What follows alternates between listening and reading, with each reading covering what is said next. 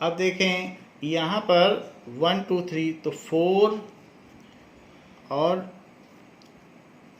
13/4 यहाँ से लें, सो दिस इज 13/4 एंड इसको ले लें, so it is y2 minus y3, तो दैट इज 23/4। y को लें, अंदर में y को लें, तो 23/4 माइनस 20/4 x2 कितना है 13/4 और इन दोनों में लें तो 3 माइनस 1, सो 20/4 माइनस 6 और x3 लें तो 19/4 और y1 minus y2 that is 6 minus 23/4 ऐसे ले लें। तो this is equals to half है, और इसमें जो भी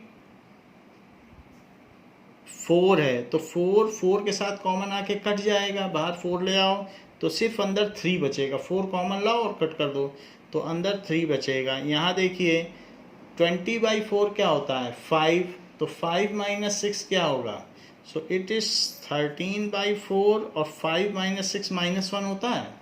यहाँ पे आइए, सो 19/4 है, 19/4 और अंदर एलसीएम ले लो तो ये हो जाएगा 24 माइनस 23, अंदर एलसीएम ले लो 4 से, तो ये क्या चीज़ हो जाएगी हाफ 3 माइनस 13/4 और प्लस 19/16 और अंदर तो सिर्फ 1 बचेगा तो 1 को छोड़ दो, ये सारी चीज़ हो गई।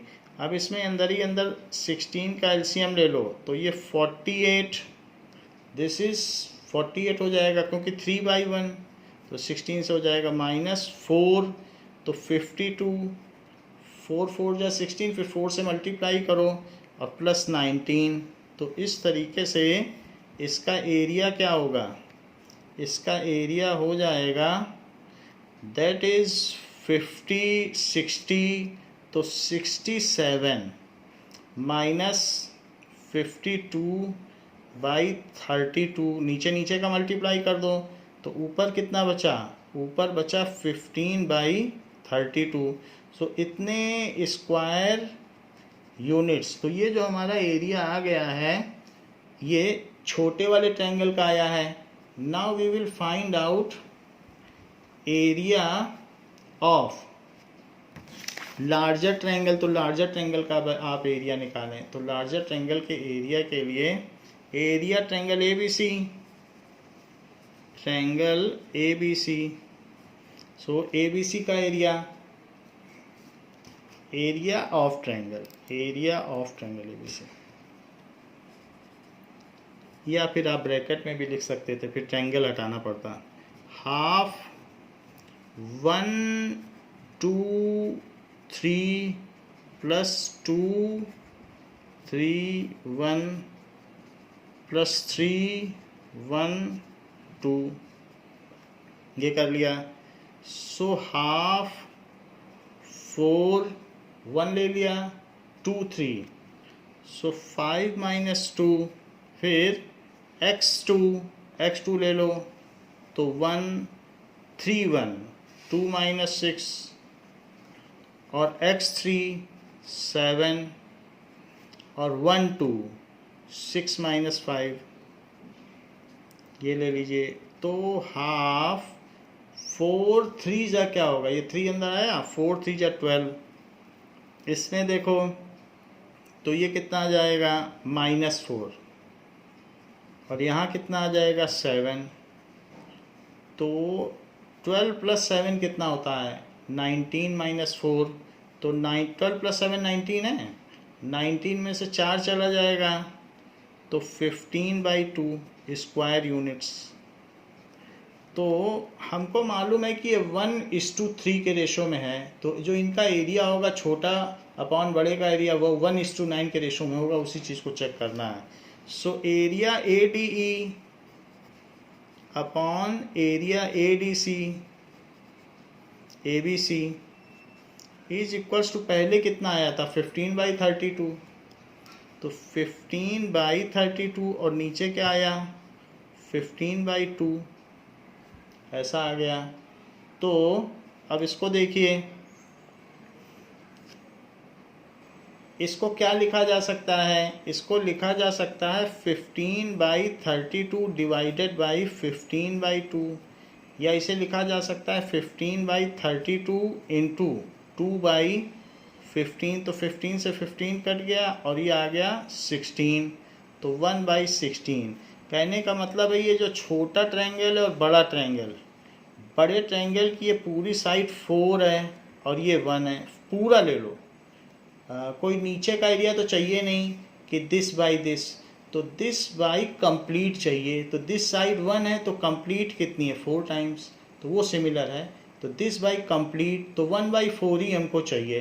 तो वो तो सेक्शन फार्मूला निकालने के लिए मैंने 1:3 करके कोऑर्डिनेट निकाला था, वरना इसकी साइड 1 है तो पूरा तो 1/4 ही हुआ, तो उसका स्क्वायर किया तो 1/16 आ गया। So it is in line with area theorem. तो ये एरिया थ्योरम के अकॉर्डिंग ही है। अब जरा देखें सेवेंथ क्वेश्चन। इसमें साइड का स्क्वायर है बस 1/4, तो 1²/4² तो 1/16 हो गया। सिमिलर ट्रायंगल का area theorem. Let ABC are the vertices of triangle ABC। तो 3 वर्टिसेस हैं ट्रायंगल ABC की, और क्या कहा गया है, ऐसे ABC आर द वर्टिसेस। तो A कितना है 4 2 और 6 5 और 1 4, तो ये इसके वर्टिसेस हैं।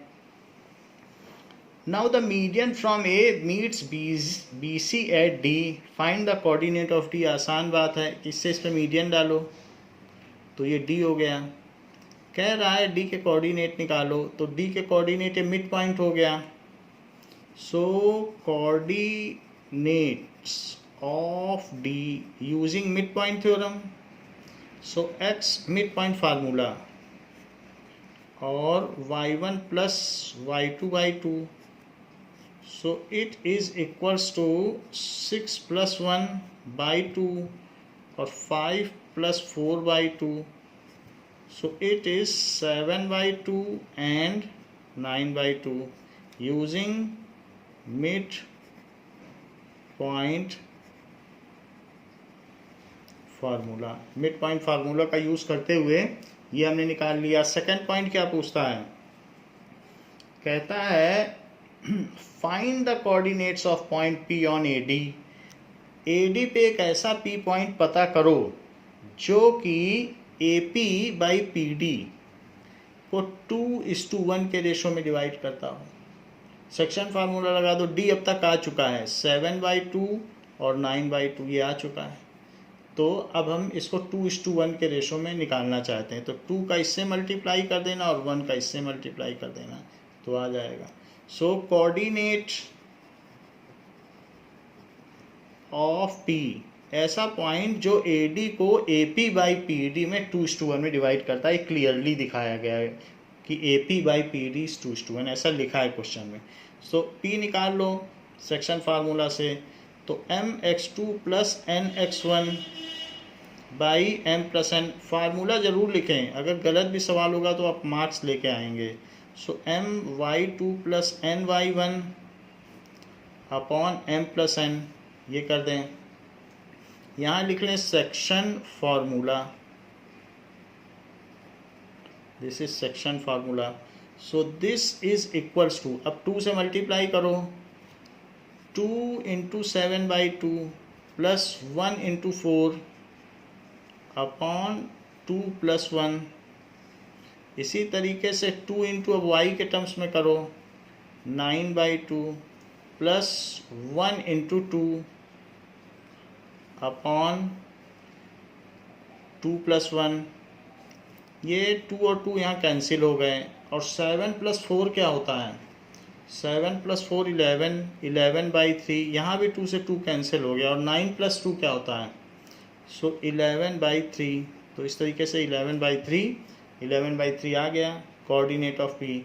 अब वो पूछ रहा है कि इसी में नेक्स्ट पार्ट, अब थर्ड पार्ट, ये तो हमने निकाल लिया कि इसका P क्या है। तो P क्या है? क्या ये बात आपको मालूम है कि जो डिफरेंट साइड्स के मीडियन होते हैं वो एक दूसरे को 2:1 में डिवाइड करते हैं। ये देख लीजिए, यानी ये जो मीडियन है जो यहाँ पे ऐसे कट कर रहा है और इधर से जो मीडियन जाएगा जो इसको इससे कट करेगा, तो वो सब 2:1 में डिवाइड करेंगे।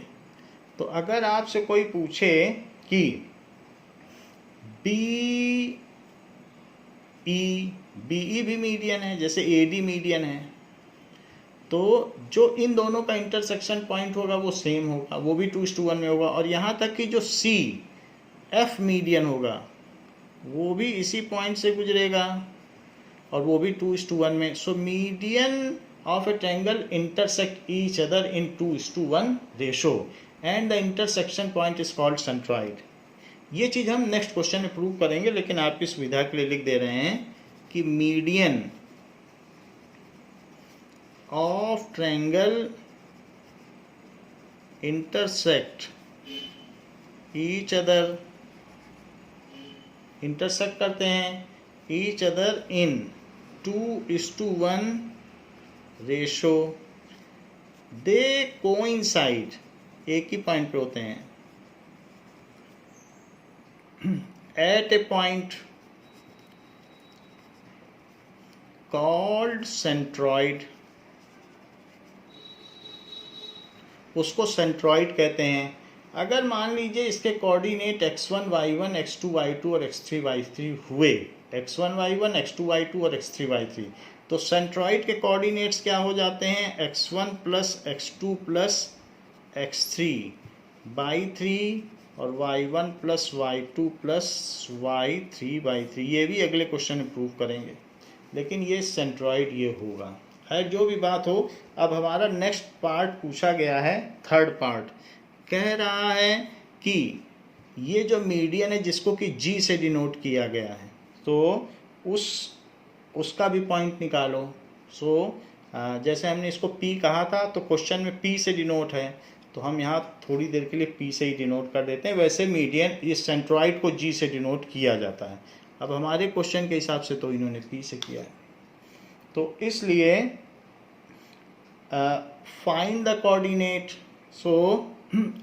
जो उसे BQQE में डिवाइड करता हो, वास्तव में वो Q भी यही है, BQQE, क्योंकि वही Q भी होगा वही P भी होगा। फिर लास्ट में कहता है CRRF, R भी तो यही होगा, क्योंकि वो 2:1 में जो डिवाइड करने वाला पॉइंट है सब में यही चीज़ आएगी। 11/3 11/3 सब में यही आने वाली है, देख लेना 11/3, तो वही पॉइंट ही होगा।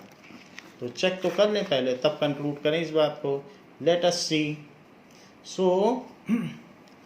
कह रहा है कि BQ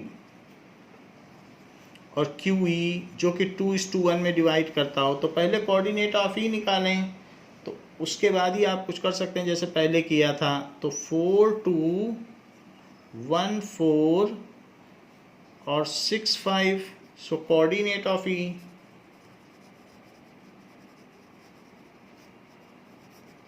ऐसा मिड पॉइंट फार्मूला से निकालिए।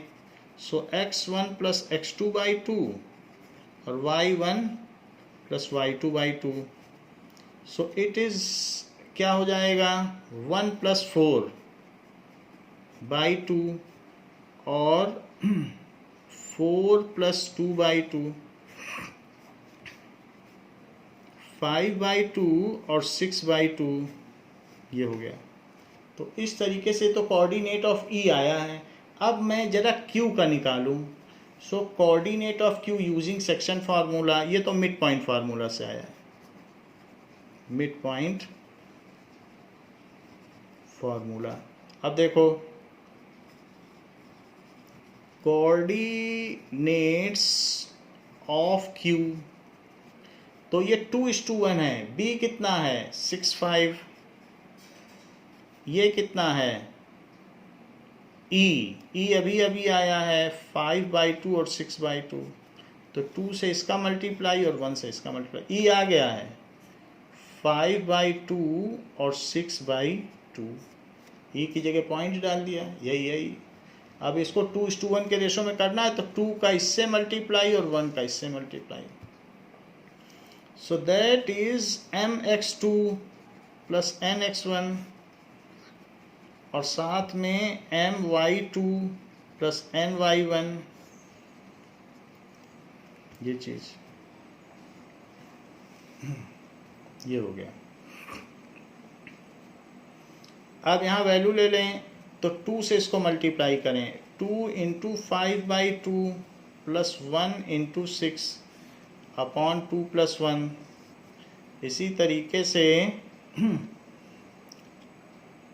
2 इंटू 6/2 प्लस 1 इंटू 5/2 प्लस 1, ये कर दिया। इसी तरह से ले लिया सेक्शन फार्मूला। जहाँ तक बात है तो सेक्शन फार्मूला लिख दें। ऐसा करने से 2 से 2 चला गया, 2 से 2 चला गया, और 5 प्लस 6 कितना होता है 11/3, और 6 प्लस 5 क्या होता है 11/3।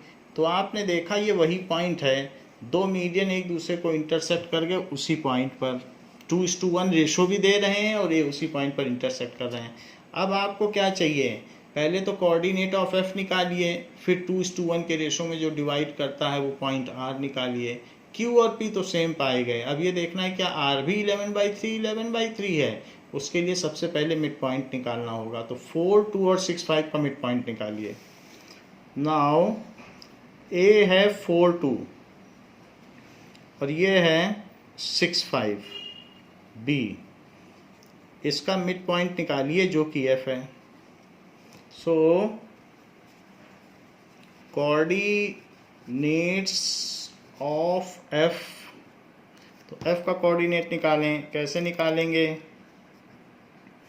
It is equals to x1 plus x2/2 और y1 प्लस y2/2, जो कि मिड पॉइंट फार्मूला है।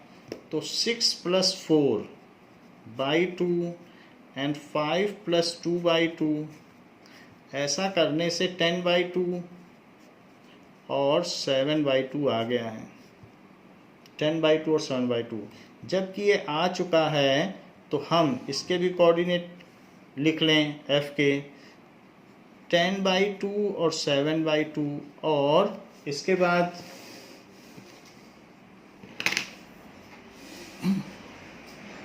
जब एफ के कोऑर्डिनेट आ गए हैं तो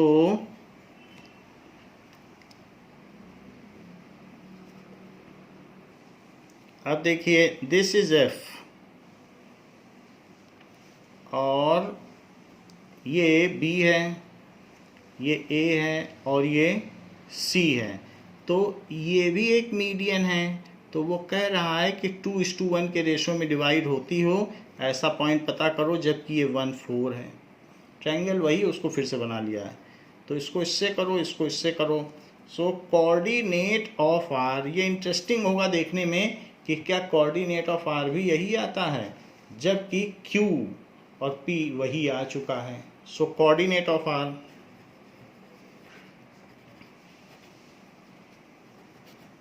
using section formula,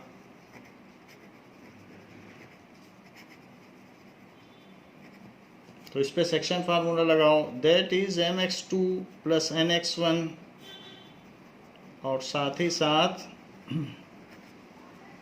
ny1 upon m plus n। ऐसा करने पर 2 का इसमें मल्टीप्लाई 10/2, 1 का उसमें मल्टीप्लाई 1 इंटू 1/2 प्लस 1, और यहाँ पर 2 का इसमें मल्टीप्लाई y वाले में और 1 का भी y वाले में, और नीचे 2 प्लस 1, 2 से 2 कट गया है, 2 से 2 कट गया है, और 10 प्लस 1 कितना होता है 11। सो ये 11/3 और 7 प्लस 4 कितना होता है 11/3. तो coordinate of P, Q and R all three are same. तो इस तरीके से हमने क्या ऑब्जर्व किया, वो पूछ रहा है आपने इस पूरे क्वेश्चन में क्या देखा. So median coincide each other, intersect each other at common point. So अब फोर्थ पार्ट है कि आपने देखा क्या. So I have observed that medians of triangle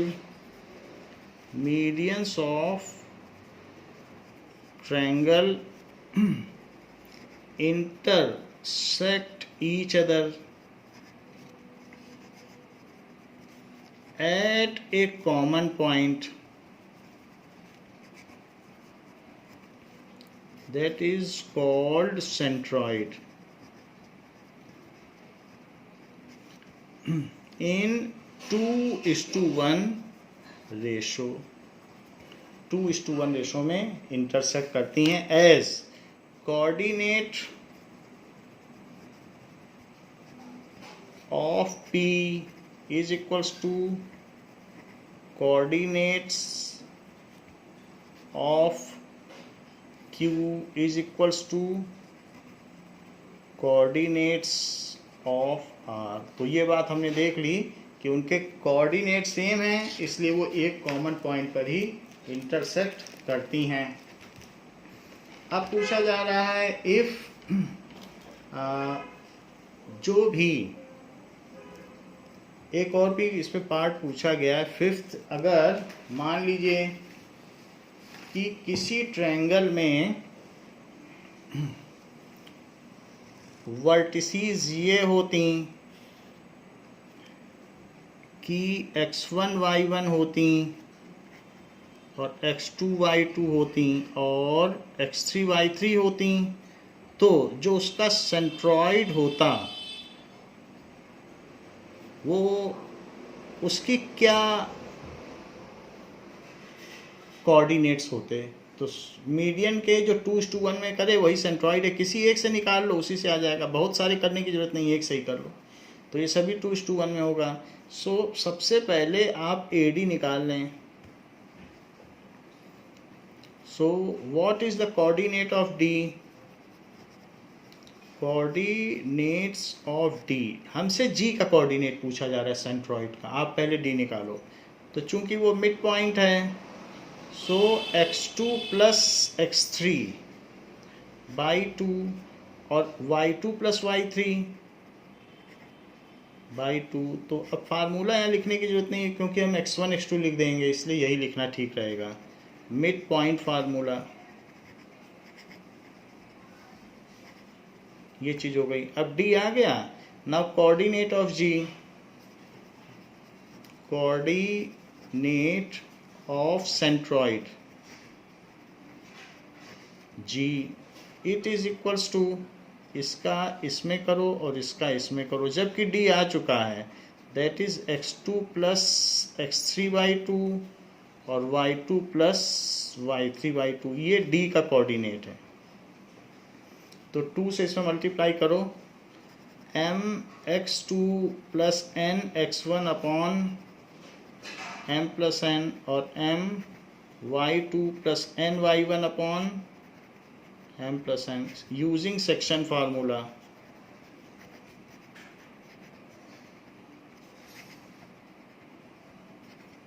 तो जब इसको हम यूज करेंगे तो 2 से इसको मल्टीप्लाई करो. 2 into x2 plus x3/2 plus 1 into x1, 1 से x1 में कर दो और अपॉन 2 प्लस 1, और इसी तरीके से 2 into y2 plus y3/2 plus 1 into y1. Now 1 into y1 upon 2 plus 1, ऐसा हो गया. सो ये 2 से 2 कट गया है और ऊपर x1 भी है और x2 भी है और x3 भी है. सो x1 plus x2 plus x3/3 और y1 plus y2 plus y3/3। तो इससे क्या पता चला आपको कि जो सेंट्रॉइड होगा उसके कोऑर्डिनेट्स जो वर्टिसीज हैं उन सबको जोड़ दो और y3 कर दो तो g आ जाएगा। तो सेंट्रॉइड क्या है? Intersection of medians is centroid. So intersection of median is centroid and its coordinate will be this. So coordinate का फार्मूला आ गया। अब आप देख लें कि जैसे कि अगर आपने इंटरसेक्शन ऑफ मीडियन किया ये, तो मीडियन के इंटरसेक्शन से सेंट्रॉइड होता है जो 2:1 में इसको डिवाइड करता है। वो प्रूव भी कर लिया। So it is A, B, C intersection of medians. Median होता है जो सामने की साइड को मिड पॉइंट पे काटे। So intersection of medians is called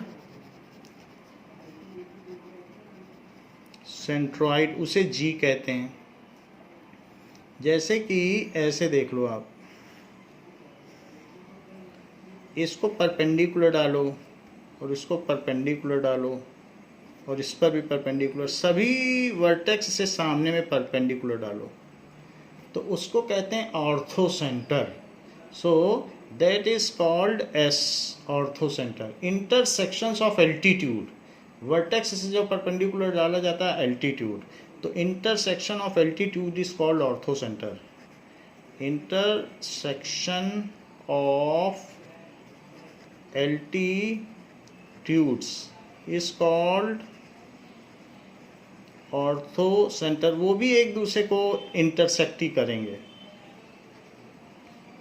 ऐसे देख लें कि मान लीजिए ये ट्रायंगल है और आप इसका एंगल बाइसेक्टर लें इधर का, और इसका भी एंगल बाइसेक्टर लें और इसका भी एंगल बाइसेक्टर लें, तो ये भी एक दूसरे को कट करते हैं।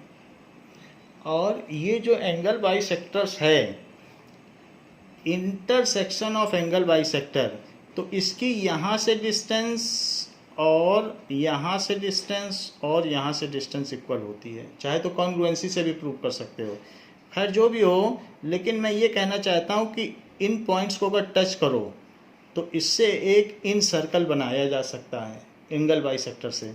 तो ये जो है ये इन सेंटर कहलाता है और इससे इन सर्कल बन सकता है। Intersections of angle bisector is called in centre.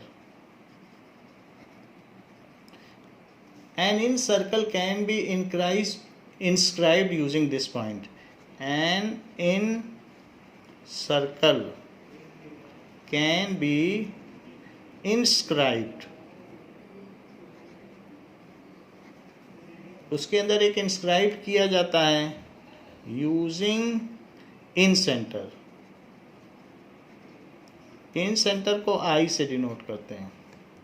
और मान लीजिए कि अगर आपने एक ऐसा ट्रायंगल ले लिया जिसमें आप साइड्स का परपेंडिकुलर बाइसेक्टर लेना चाहते हैं, तो साइड का परपेंडिकुलर बाइसेक्टर कैसे लोगे? ऐसे ऐसे कट करोगे तभी तो परपेंडिकुलर बाइसेक्टर मिलेगा। यहाँ भी साइड का परपेंडिकुलर बाइसेक्टर ऐसे ही ऐसे कट करके लोगे और यहाँ पर भी ऐसे करके लोगे। तो परपेंडिकुलर बाइसेक्टर को अगर आपने ऐसे करके कट किया तो साइड का परपेंडिकुलर बाई, एक बार यहाँ ऐसे करो फिर यहाँ ऐसे करो फिर यहाँ, परपेंडिकुलर बाइसेक्टर तो आप ड्रॉ करना जानते हैं। तो ऐसा करने पर जो ये डिस्टेंस है और जो ये डिस्टेंस है और जो ये डिस्टेंस है वो सब सेम होगी। ये तो अब जब ये सब सेम होगी तो हम इस सरकम सेंटर का या यूज़ क्या कर सकते हैं? इससे यूज़ करते हुए आप एक इसमें सर्कल बना सकते हैं। तो इस पॉइंट को लेते हुए आप एक इसमें सर्कल बना सकते हैं। So that can be use to circumscribe a circle. वो पहले इनस्क्राइब था और अब क्या नाम आ गया? सर्कमस्क्राइब। तो you can make a circle. So intersection of perpendicular bisector meets eight A point. Perpendicular bisector है, परपेंडिकुलर भी है और बाइसेक्टर भी है, सभी की यही हालत है।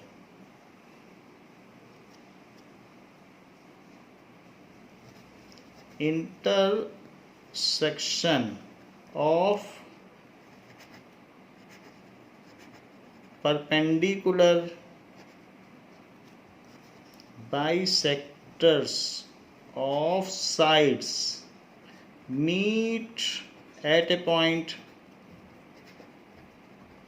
called circumcenter.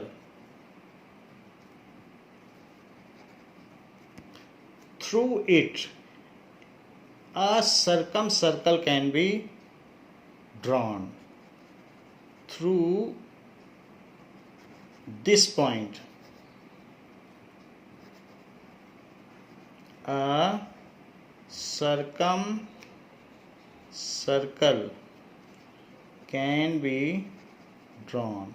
और इसी वजह से इसे ये जो है इंटरसेक्शन ऑफ सर्कम तो सी बोलते हैं, क्योंकि सर्कम सर्कल है, वैसे भी सी बोलते हैं। तो जो सर्कम सर्कल है वो वर्टेक्स को टच करता है, जो इन सर्कल है वो उसकी साइड्स को टच करता है। ये ध्यान दीजिएगा। तो ये इन सर्कल है और ये इन सेंटर है, ये सर्कम सर्कल है और ये सर्कम सेंटर है बीच वाला। तो इस तरीके से हमने हर तरीके के किसी भी ट्रायंगल में 4 सेंटर होते हैं, उन चारों सेंटर्स के बारे में हमने आपको बता दिया है। Now we will move to question number 8। तो क्वेश्चन नंबर 8 क्या कहता है? 8 says that ABCD is a rectangle formed by this। एक रेक्टेंगल है, तो एक रेक्टेंगल आप बना लीजिए। नाउ तो सबसे पहले जैसा कहा गया है उसी तरीके से आप बना लें। ABCD, A that is -1 -1, B it is -1 और 4, C 5 4 and D 5 -1। ऐसे बना लिया। अब वो कह रहा है कि PQRS are the mid points. तो इन्हीं का पॉइंट है P Q R S, mid points हैं। तो वो पूछ रहा है कि जो PQRS है वो क्या है। PQRS एक रेक्टेंगल है कि रोम्बस है, ऐसा हमें पता करना है कि PQRS क्या है, जिसके बारे में हमें पता करना। ऐसा हमने 9th में पढ़ा था कि रेक्टेंगल के मिड पॉइंट्स को मिलाया जाए तो रोम्बस बनता है और रोम्बस के मिड पॉइंट को मिलाया जाए तो रेक्टेंगल बनता है। एक हमारी इसमें एक्सरसाइज थी, तो उसी तरीके का एक क्वेश्चन है। तो ये रोम्बस बनना चाहिए, 9th के हिसाब से ये रोम्बस बन रहा था। So let us find out. So using mid point formula, एक बार मिड पॉइंट फार्मूला लिख दो, बार बार नहीं लिखना है। यूजिंग मिड पॉइंट फार्मूला, तो मिड पॉइंट फार्मूला क्या है? x1 प्लस x2/2 और y1 प्लस y2/2। जो भी ऑर्डर्ड पेयर है उसको पैरेंथेसिस में जरूर रखना है, नहीं तो कोऑर्डिनेट नहीं माना जाता। अब देखो coordinate of P, coordinates of P, इन दोनों को जोड़ दो, -1 -1, सो -1 प्लस -1/2 और -1 प्लस 4/2, सो दिस इज -2/2 और 3/2, या ये -1 और 3/2 हुए, तो -1 एंड 3/2 आप इसमें लिख लें। ये चीज़ क्या हो गई? -1 एंड 3/2। ऐसे ही कोऑर्डिनेट ऑफ Q ले लें, तो ये -1 और 5 है, -1 प्लस 5/2 और इस तरह से 4 प्लस 4/2, तो ये 4/2 हो गया और ये 8/2 हो गया। तो ये 2 4 लिख लें यहाँ पर कि ये 2 4 है। अब इसके बाद R का निकाल लें, तो r का निकालने के लिए 5 है और ये 5 है, तो 5 + 5/2 और साथ में -1 + 4/2, सो दैट इज 10/2 एंड 3/2। तो इसके भी कोऑर्डिनेट्स हैं 5 एंड 3/2, आप लिख लें। तो दिस इज 5, 3/2, ये r के लिख लिए। अब इसका भी निकाल लें, इसका तो coordinate of s is equals to -1 + 5/2 and -1 + -1/2, तो that is equals to 4/2 and -2/2, जो कि 2 एंड -1 है। ये भी आप लिख लें कि 2 एंड -1, ये सारे कोऑर्डिनेट्स आपने लिख लिए हैं। जब ये कोऑर्डिनेट्स आ चुके हैं तो आप इस पे ये देख लें कि क्या चारों डिस्टेंस इक्वल हैं। तो अगर चारों डिस्टेंस इक्वल हैं और डायगोनल्स नहीं इक्वल हैं तो रोम्बस होगा। तो आप इसमें पी क्यू निकालें। So P Q length is equals to, तो यूजिंग डिस्टेंस फार्मूला, वो भी एक जगह कहीं लिख लें डिस्टेंस फार्मूला और यहाँ सीधा लगा दें। तो 2 - -1² + 4 - 3/2² ऐसे कर लें और यहाँ कहीं लिख लें यूजिंग डिस्टेंस फार्मूला, वो सभी में लगेगा।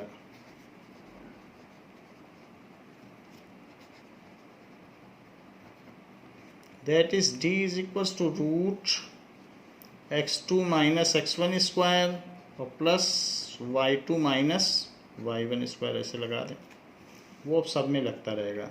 तो दैट इज इक्वल्स टू 3² और प्लस 4 2 जा 8 कर लो, सो 8 - 3/2² एलसीएम ले लिया। सो दिस इज √9 + 5/2², तो it is equals to 9 + 25/4, so which comes as root के अंदर 36 + 25/4, जो कि रूट के अंदर 61/4 हो गया। पूरा रूट लो 61/4, तो स्क्वायर यूनिट्स। ये तो हमने पी क्यू निकाला है। ऐसे ही पी क्यू है तो क्यू आर भी निकाल लो। Q R is equals to, तो क्यू आर के लिए क्या करोगे, ये 2 है और ये 5 है, सो रूट के अंदर 5 - 2 का स्क्वायर और 3/2 - 4 का square, so this minus this और this minus this, distance formula लगा लें। सो इट इज़ रूट के अंदर 3 का स्क्वायर और यहाँ देखो, सो 3 - 4 2 जा 8/2 का स्क्वायर, जो कि 9 है और यहाँ पर -5 आएगा। ऊपर -5 का स्क्वायर करोगे तो 25 और नीचे 2 का स्क्वायर करोगे तो 4 और आगे करोगे तो ये 36 + 25/4, तो ये क्या आ जाएगा, दिस इज़ √61/4, ये चीज़ आ गई। तो स्क्वायर यूनिट्स, ये चीज़ आ गई। अब जैसे पी क्यू क्यू आर निकाला है वैसे आर एस भी निकालो। तो आर एस निकालने के लिए एक बार फिर से सारे पॉइंट्स यहाँ लिख लीजिए, हमें आर एस चाहिए। तो आर और एस के तो लिख ही लीजिए कम से कम। तो आर है 5 3/2 और एस है 2 और 1, तो आर एस निकाल लेते हैं।